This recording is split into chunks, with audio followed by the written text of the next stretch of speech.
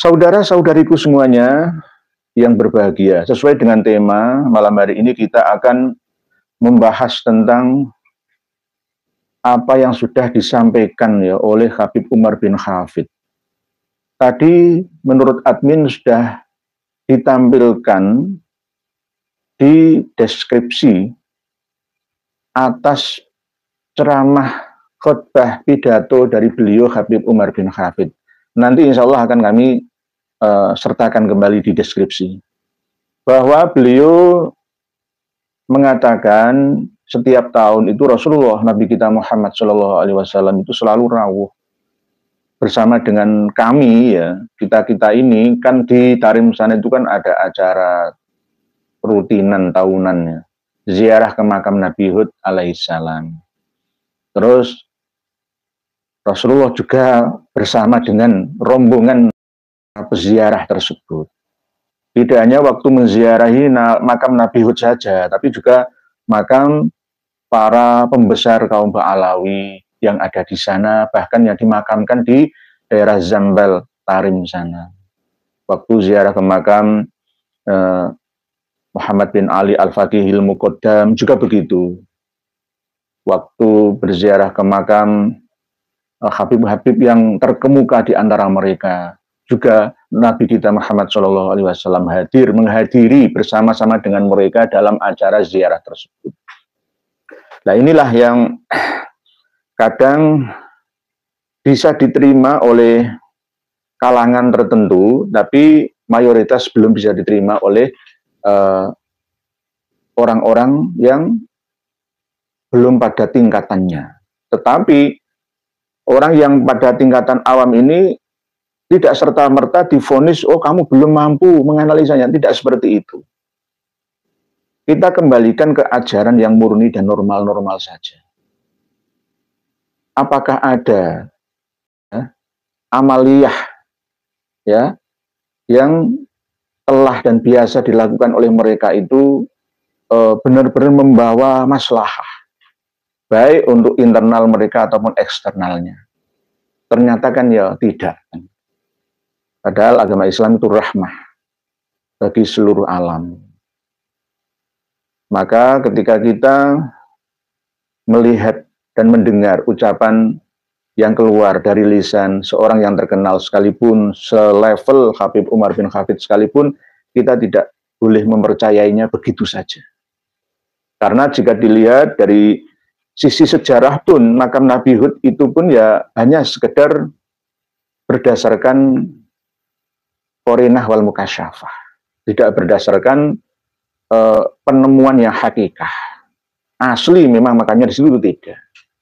Karena ada beberapa versi Nabi Hud itu ada di Wadi As-Salam Najaf Irak, dan ada yang mengatakan lagi berada di sebelah selatan masjid yang ada di Damaskus Syria. Bermacam-macam, dan bahkan ada yang mengatakan di Yordania, macam-macam. Nah, intinya karena Nabi Hud itu Nabi yang usianya terpaut lama ya, jaraknya, zamannya dengan Rasulullah SAW, maka sulit untuk ditemukan makamnya. Kecuali makam Nabi Ibrahim itu masih ada di daerah Hebron, Palestina. Makam kuburan, bukan makom. Itu makomi Ibrahim musola yang ada di dekat Ka'bah itu makom tempat berdiri. Ya, isim makan dari kata-kata koma yakumu ya. Makom, tempat berdirinya Nabi Ibrahim ketika membangun bangunan Ka'bah, itu makom. Tapi kalau yang makamnya itu di daerah Hebron, Palestina, Yerusalem. Nah, kalau makam Nabi Hud ini lebih lama lagi. Ceritanya bumi itu dijungkir balikkan, ya. Ada angin ribut yang dahsyat luar biasa, gempa, ya, yang menenggelamkan, ya, kota-kota para umatnya. Terus akhirnya kok tiba-tiba Nabi Hud itu ditemukan makamnya, itu bagaimana? Inilah hasil dari penemuan dari para kaum penganut tasawuf, khususnya Thariqah Alawiyah. Di dalam akun YouTube-nya itu ada Thariqah Alawiyah di Hadramaut. Kaum Ba'alawi yang memiliki metode dalam pendekatan dirinya kepada ilahi yang berkembang di daerah Hadramaut, Yaman, provinsi.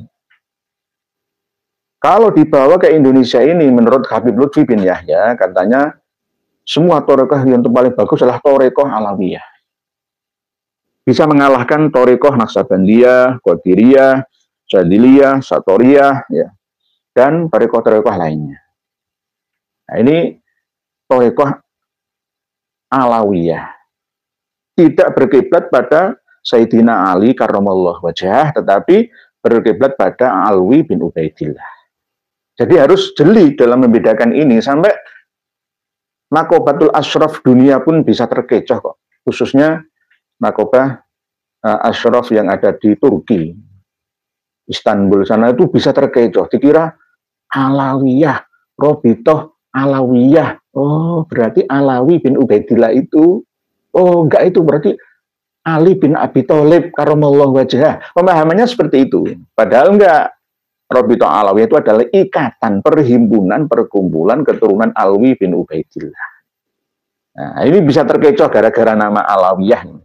Nah, termasuk di antara Thariqah Alawiyin atau Alawiyah, para habaib Alawi itu ya berkembang sejak dulu, ada di daerah provinsi Hadramaut Yaman itu. Di antara tokohnya yang sangat terkenal dan didewa-dewakan oleh Habib Alawi adalah Habib Umar bin Hafid. Habib Umar bin Hafid. Nah, Habib Umar bin Hafid sendiri ya pernah berkhutbah seperti yang penjenengan lihat nanti di deskripsi videonya, bahwa setiap tahunnya itu Rasulullah SAW itu datang turut berziarah bersama dengan mereka ke makam Nabi Hud alaihissalam. Dan bahkan ada cerita lagi ketika para peziarah makam Nabi Hud melihat makamnya yang terbelah itu, Nabi Hud duduk di situ, lalu bisa bercengkrama, ya semacam-macam lah. Ini penglihatan secara mukasyafah, tidak bisa dijelaskan secara syariah, apalagi ilmiah, ya nggak masuk dalam kategori itu. Inilah yang membuat Thariqah Alawiyah itu perlu dikoreksi, tidak sesuai dengan standar Thariqah An-Nahdiyah Al-Mu'tabaroh yang sudah disepakati oleh para pendiri Nahdlatul Ulama. Jam'iyah Thariqah An-Nahdiyah atau Jatman, ya, kalau kemasukan Thariqah Alawiyah ini bisa ambiar bisa ambiar. Yang disepakati ya Thariqah, ya mungkin Qadiriyah, Naksabandiyah, Rifaiyah, Syadziliyah, yang sudah ada itu aja. Nah, kalau memang Thariqah itu benar-benar dikatakan mu'tabaroh, ya, jelas-jelas wusul ilallah, ya, tidak ada kemungkinan wusul ila syaiton, maka apakah saya ini mengikuti Thariqah? Thariqah saya itu dulu banyak. Sejak masih belum menikah itu saya sudah masuk Thariqah Syadziliyah. Beat dengan mengamalkan kitab Asirul Jalil, ya, Fi Fadilati Hasbunallah wa Ni'mal Wakil itu. Setiap hari itu saya baca Hasbunallah wa Ni'mal Wakil itu minimal 450 kali. Minimal itu. Setiap 24 jam sekali duduk. Hasbunallah wa Ni'mal Wakil, Hasbunallah wa Ni'mal Wakil, Hasbunallah wa Ni'mal Wakil. Tapi setelah beberapa tahun menikah saya tinggalkan. Saya tinggalkan. Saya baca sak kolo-kolo. Begitu juga pernah beat Thariqah Qadiriyah wa Naksabandiyah. Dan bahkan Thariqah Satoriyah. Macam-macam saya itu. Tapi menurut guru saya, ya ini kan saya tidak mengandalkan kemursyidhan guru saya. Lebih baik Thariqah itu Thariqah apa? Ada Thariqah 4 macam Thariqah sesuai dengan hadis Rasulullah. Apa pertama? Ya kun aliman, au muta'aliman, au mustami'an, au muhibban, walatakun khomisan, itu fatahli gitu. Itu hadis Nabi SAW. Itu jelas bahwa Thariqah, ya, yang paling mu'tabaroh itu adalah Thariqah jadi ilmuwan, ya, metode hidup yang bisa wusul sampurna ilallah, ya, menjadi insan kamil, ya, ilmul yakin, ainul yakin, hakul yakin, ya, itu jadilah ilmuwan. pengajar atau punya ilmu lah, sesuai dengan bidangnya masing-masing. Dokter ya ilmu kedokteran, ilmu kesehatan, ya ilmu persenjataan, ilmu nuklir dan lain sebagainya. Pokok ilmuwan, tidak harus ilmu tentang kerohanian saja. Pokoknya ilmuwan, ya ilmu sejarah atau sejarawan, wartawan itu juga termasuk ya ilmuwan juga. Asalkan dia niat untuk mempelajari apa yang ia temukan. Ilmuwan, kun aliman, au muta'aliman atau pembelajar, ya. Orang yang selalu belajar. Saya ini bukan aliman, tapi muta'aliman. Jadi torekoh saya itu torekoh muta'alim. Jadi ada kitab Ta'limal Muta'alim itu. Jadi selamanya sampai saya mati itu akan tetap terus belajar.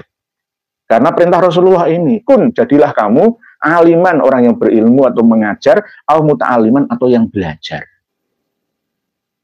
Kan jelas ada istilah long life education gitu, atau tolabul ilmi minal mahdi ilal lahdi itu. Belajar seumur hidup, nggak ada kata finish, habis, titik, selesai, itu nggak ada. Jadi kun aliman au muta'aliman au mustami'an atau mendengarkan. Karena usia seseorang itu dibatasi ya dengan waktu atau kesempatan bisa ikut ngaji itu kan ya nggak sama setiap orang itu. Ada yang sibuk bekerja full, ada yang seorang pelancong ya bisnismen keluar negeri, keluar kota, keluar pulau terus itu. Nah, pekerjaan atau aktivitas yang paling ringan itu mendengarkan. Kalau melihat ya seperti ngaji live ini kan ya ada energi yang harus kita siapkan untuk mata kita, lalu telinga kita, dua-duanya. Kalau mendengarkan saja kan bisa rileks. Oleh sebab itu saya sering menyapa panjenengan para pemirsa dan pendengar sekalian, kayak radio saja. Itu kan au mustamian atau mendengarkan, au mendengarkan. Au muhibban atau mencintai ilmu, mencintai orang yang berilmu. Jadi mencintai seseorang ya, atau fan keilmuan tertentu itu akan bisa menyebabkan kita akan tercurahkan, ya, mendapat bagian daripada keberkahan ilmu tersebut. Karena kecintaan ini. Cinta dulu, baru bisa merasakan. Au muhibban. Bukan muhibbin Habib, bukan. Nanti kalau muhibbin Habib beda lagi. Beda lagi, kecuali Habib-Habib yang benar-benar nggak bercerita khurafat ya. Nggak ngedabrus lah ya misalkan ya. Kecuali itu. Au muhibban, wala takun khamisan. Jangan jadi orang yang kelima. Fatahlika, maka kamu akan binasa. Inilah toreko saya itu 4. Bukan Qadiriyah, Naksabandiyah, Syadiliyah, Satoriyah, Rifaiyah, bukan. Tapi aliman, au muta'aliman, au mustami'an, au muhibban. Itu toreko saya. Sesuai dengan ajaran Rasulullah SAW. Sebenarnya toreko itu kan metode. Kalau metode toreko itu buletisasi, bulet ruwet, ya nggak usah diikuti. Kadang-kadang toreko itu kan ingin sampai usul ilallah itu dengan metode yang harus menghajar nafsu, tidak boleh makan minum yang menyenangkan sesuai dengan kemauan kita, ya, selera kita, nggak harus kita hajar nafsu kita. Ada yang seperti itu, tapi ada yang menempuh jalur tarekoh mengikuti nafsu. Yang penting bukan hawa nafsu yang haram. Macam-macam. Tarekoh itu metode. Tarekoh modern sekarang ini harusnya tidak perlu bertele-tele, praktis. Supaya apa? Kita ini mampu bersaing dalam peradaban hidup manusia sedunia ini, kita mampu bersaing. Saya analogikan dulu itu orang mau berbicara telepati atau jongko sukmo itu harus puasa 40 hari. 7 hari itu harus mutih, nggak boleh makan yang bernyawa, minum yang mengandung manis atau pahit atau pokoknya harus air putih lah, poso mutih. Lalu 3 hari yang terakhir itu harus pati geni. Itu baru bisa komunikasi jarak jauh dari Surabaya ke Cirebon. Dulu ilmu telepati kuno atau klasik. Lah sekarang apa perlu seperti itu? Nggak perlu. Cukup beli HP harga 500.000, ya, daftar akun Google atau Gmail, lalu masuk ke YouTube, lalu bisa buka WhatsApp, ya, bisa ada video call. Dia bisa teleponan, bisa mengirim tulisan. Metode Toreko sekarang itu yang paling bagus Toreko apa? Toreko 4 ini loh. Aliman, muta'aliman, mustami'an, muhibban. Jadi nggak perlu macam-macam. Karena Toreko itu kalau sudah kadung di baiat, itu sulit untuk bisa keluar dari tempurung. Akhirnya yang terjadi adalah fanatisme buta. Bagai kata dalam tempurung. Ya sama seperti itu tadi. Lapo kedegawe soro-soro. Kita kepingin kebal, ya nggak perlu kita memanggil jin, ya, yang melindungi kulit kita. Nggak perlu sekarang. Yang penting kita berlaku benar, ya, dan banyak uangnya. Itulah orang yang kebal. Orang yang sakti mandraguna. Jangan berlaku dosa. Jangan berbuat salah, korupsi, dan lain sebagainya. Insya Allah kita ini akan kebal atau jaduk. Ya. Saking papak palune pandi. Jadi nggak perlu kita macam-macam. Karena apa? Kalau kita mengamalkan ilmu kekebalan itu ya nggak akan bisa kaya, nggak akan bisa alim. Otak kita tumpul karena ilmu kanuragan itu. Kecuali dulu pada waktu gegeran, perang, ya, itu perlu. Kalau sekarang eranya berbeda. Kita ini harus bertorekoh, tapi praktis. Torekoh 4 itu tadi. Aliman, muta'aliman, mustami'an, muhibban. Intinya adalah torekoh yang bisa memudahkan kita masuk surga dunia sampai di akhirat, ya 4 itu. Sesuai dengan hadis Nabi yang lain, man salaka torikon yaltamisu fihi ilman sahalallahu lahu torikon ilal jannah. Kan itu.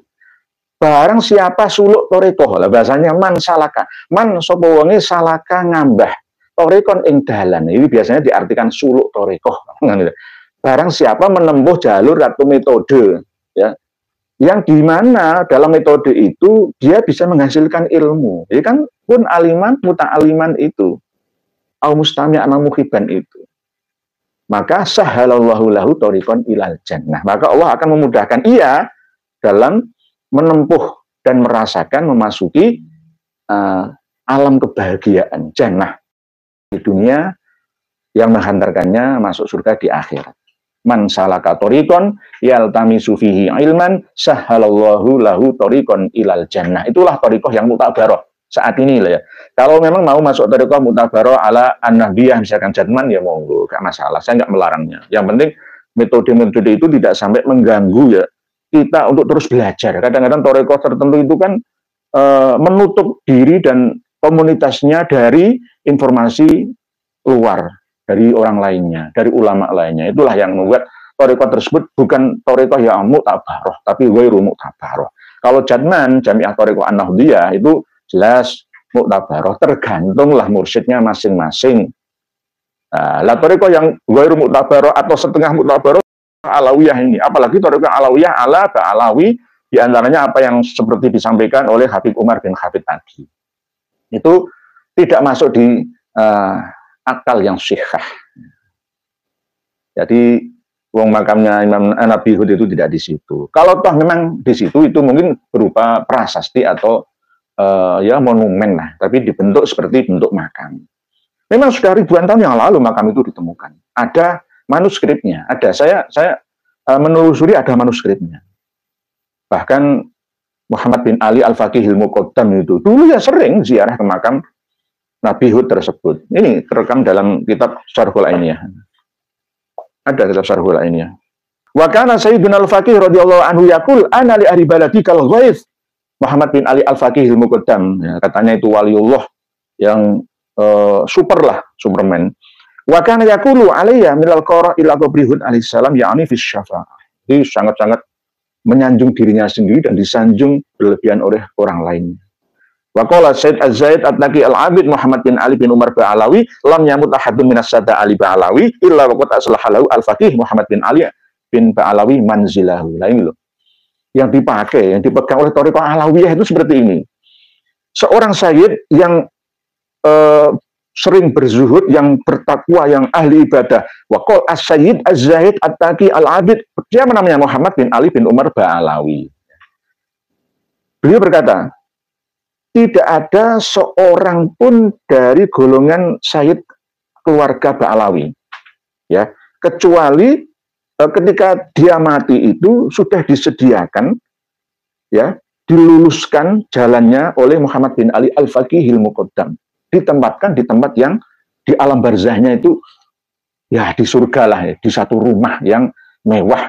Bahasanya itu seperti itu, bahasanya seperti itu. Nah ini kan berlebihan. Bahkan ada lagi perkataan dari Syekh Soleh Muhammad bin Said bin Umar Balhaf, dari ayahnya Said, ya, ma sholaina ala janazatin, kami tidak menyalati jenazah illa wa Syekh Muhammad bin Ali, ya, Al-Faqihil Muqaddam yusolli ma'ana, kecuali Muhammad bin Ali Al-Faqihil Muqaddam itu turut serta sholat bersama kami bihusni niyatin maksudin ba'da wafati, walaupun Muhammad bin Ali Al-Faqihil Muqaddam itu sudah wafat, bisa nyolati, ikut sholat berjamaah dengan kami. Ya, aneh kok enggak? Nah, ini Thariqah Alawiyah namanya, termasuk yang ditempuh oleh Habib Umar bin Hafid, ya, mudir pondok pesantren Darul Mustafa Tarim. Lah, panjenengan sendiri yang menilainya. Saya tidak mengatakan beliau kafir atau munafik atau zindik, tidak. Saya hanya menyampaikan apa yang telah sering kita dengar dan kita lihat di lapangan. Siapa beliau sebenarnya. Ini seorang Habib yang domisilinya ada di daerah asal-usulnya para Habib yang ada di Indonesia. Ya seperti ini. Ya di Indonesia, ya malah nemen. Karena ada kitabnya, ada pegangannya, ada rujukannya. Bahkan ini ceritanya lagi, Muhammad bin Ali Al-Faqihil Muqaddam itu ketika bertemu dengan Nabi Hud itu tidak harus di tempat yang sepi sendiri, misalkan di lapangan atau di hutan atau di tepi lautan, itu enggak. Wa bainama huwa radhiyallahu anhu jalisun ma'a ashabi idz ja'a al-Khidir alaihi salam mutamathilan fi surati Badawi. Kayak Kanjeng Nabi Muhammad sallallahu alaihi wasallam ketika mau diajari oleh malaikat Jibril tentang akhbirni anil Islam, akhbirni anil iman, akhbirni anil Islam, wa akhbirni anis sa'ah. Hampir sama. Jadi Nabi Khidir ini yang mendatangi. Balya Ibnu Mulkan. Lah kalau menurut saya, Thariqah saya, 4 tadi, aliman, muta'aliman, mustami'an, muhiban itu, Nabi Khidir itu sudah meninggal dunia. Balya Ibnu Mulkan itu sudah meninggal dunia. Yang hidup itu jiwanya. Nabi Isa alaihissalam sudah meninggal dunia. Yang hidup jiwanya. Nabi Hud alaihissalam sudah meninggal dunia. Yang hidup jiwanya di alam keabadian, di dimensi yang lebih tinggi dari dimensi kita manusia. Karena di sana waktunya tak terhingga. Dibandingkan dengan waktu yang berputar, matahari yang kita kelilingi, kita tawafi bersama dengan 8 miliar penduduk di bumi. Setiap sehari semalamnya sampai setahunnya muter terus ketemu 365 hari itu. Setahun, 2 tahun dan seterusnya. Di sana perputaran waktu sangat lambat, ya, 1:1000. 1000 tahun sini, 1 hari sana. Nah ini akan kita bahas pada waktu yang lain. Jadi ketemu langsung Nabi Khidir itu nyamar fi surati Badui. Wala rosi Zabid faqoma sayyiduna al-faqih wa akhadha Zabid min rosi wa akalahu. Fa ajabu wa sa'aluhu man huwa faqala Muhammad bin Ali Al-Faqihil Muqaddam menjawab Al-Khidir alaihissalam. Enak. Ketemu Nabi Khidir itu enak, gitu. Ya karena waliullah tingkat tinggi ngalai si Abdul Qadir Al-Jailani. Nah inilah Thariqah Alawiyah. Kalau menurut Thariqah saya yang 4 itu tadi, bahwa Habib Umar bin Hafid itu perlu dinasihati. Bahkan di channel itu, beliau dikatakan ad-dajjal. Mohon maaf, jadi nanti bisa lihat, nanti saya tampilkan di deskripsi. Ya. Ad-dajjal, as-sufiyah, bi Hadramaut, al-alawiyah atau al-alawiyin, bi Hadramaut. Terus di situ sebelumnya kan ada ad-dajjal, penipu. Penipu.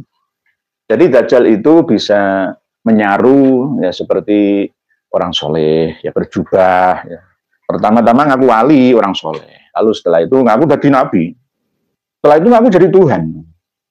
Itu bahayanya, ya, dajjal abad ini dengan abad yang lalu itu berbeda orangnya. Dia adalah sebuah sistem yang masuk dalam setiap raga manusia, di setiap masa, di setiap negara itu ada, dan bahkan perwakilan atau pengikut-pengikutnya juga ada di sekitar kita, para penipu-penipu itu. Jadi kita supaya bisa hening ya dalam cipta, maka tenangkanlah jiwa. Bahkan Allah sendiri memanggil indah, ya ayyatuhan nafsul mutmainnah. Itu kan tidak hanya khusus untuk yang husnul khotimah saja, tetapi yang hidup istiqomah dalam karomah. Dipanggil indah oleh Allah yang Maha Rahmah, ya ayyatuhan nafsul mutmainnah. Jika kita dalam hidup ini mampu memanage nafsu kita, amarah, sufiyah, walawamah, itu semua kendalikan, arahkan ke mutmainnah. Ya ayyatuhan nafsul mutmainnah, irji'i ila rabbiki radiyatan mardiyah, fadkhuli fi ibadi wadkhuli jannati. Ini adalah tujuan kita semua menjadi manusia yang sempurna, insan kamil, ya. Ilmu kita ilmu yang yakin, ainul yang yakin, dan hakul yang yakin. Kita ma'rifatullah dalam artian mengenal Allah di atas segalanya, memposisikan Tuhan di atas segala makhluknya, ciptaannya. Akhirnya kita bisa sesuai dengan tasawuf kelas tinggi ya, bahwa ketika kita mau mengenal Allah secara luas, maka kenalilah dirimu sendiri, karena di dalam dirimu ini ada jagat kecil ya, mikrokosmos, dan di luar dirimu ada makrokosmos, sehingga antara jagat kecil dan jagat besar, internal eksternal ini bisa nyambung, kita bisa menyatu dengan alam. Inilah yang namanya hidup yang istiqomah dalam karomah dan maunah, meninggal dalam kondisi husnul khotimah, jannah hasanah fid dunya dan jannah hasanah fil akhirah.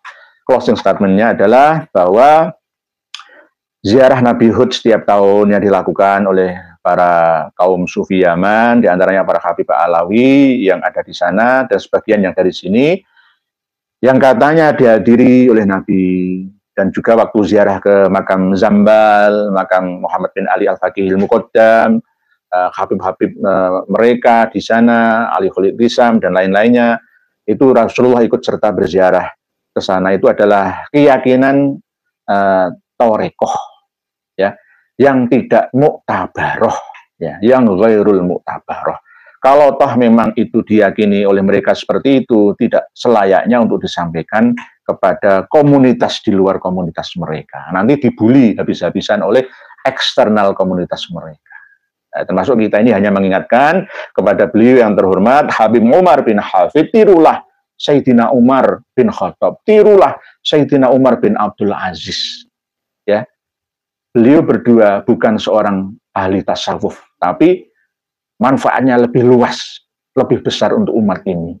Tirulah tirulah Raja atau Sultan Umar bin Abdul Aziz dan sahabat Umar bin Khattab. Jika ada yang kurang berkenan dalam penyampaian saya, mohon dimaafkan. Begitu juga mohon maaf pada para habib dan muhibinnya. Semoga panjenengan sadar semua. Ambillah dan anggaplah apa yang saya sampaikan ini pahit sebagai obat untuk menyembuhkan penyakit. Walafu minkum, wallahu a'lamu bis-shawab. Akhirul kalam, wassalamualaikum warahmatullahi wabarakatuh.